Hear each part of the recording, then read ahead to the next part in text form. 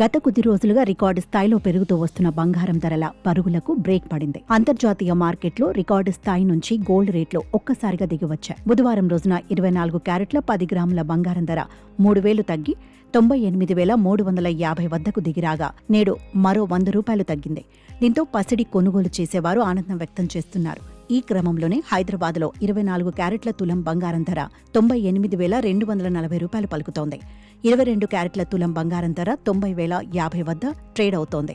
విజయవాడలో 22 క్యారెట్ల 10 గ్రాముల బంగారం ధర ₹90,050 ఉండగా 24 క్యారెట్ల తులం బంగారం ధర 98,240 వద్ద కొనసాగుతోంది. దేశ రాజధాని ఢిల్లీలో 22 క్యారెట్ల 10 గ్రాముల బంగారం ధర 90,200 ఉండగా 24 క్యారెట్ల తులం బంగారం ధర 98,340కి చేరుకుంది. ముంబై, కేరళ, కోల్కతాలో 22 క్యారెట్ల 10 గ్రాముల బంగారం ధర 90,050 వద్ద కొనసాగుతుండగా 24 క్యారెట్ల తులం బంగారం ధర 98,240 వద్ద ట్రేడింగ్లో ఉంది.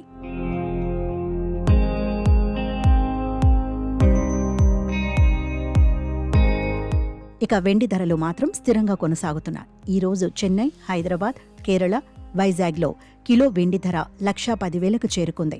ముంబై, కోల్కతా, బెంగళూరు, ఢిల్లీలో కిలో వెండి ధర 1,09,000 వద్ద కొనసాగుతోంది.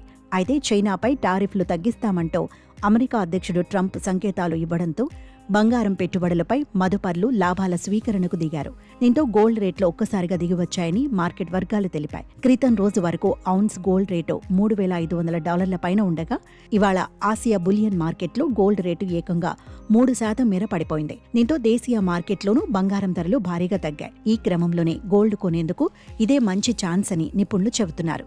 అంతర్జాతీయ మార్కెట్ ధరలో దిగుమతి సుంకాలు, పన్నులు, మారకపు రేట్లలో హెచ్చుతగ్గులు వంటి చాలా అంశాల ద్వారా బంగారం ధరల్లో మార్పులు సహజమేనని అంటున్నారు.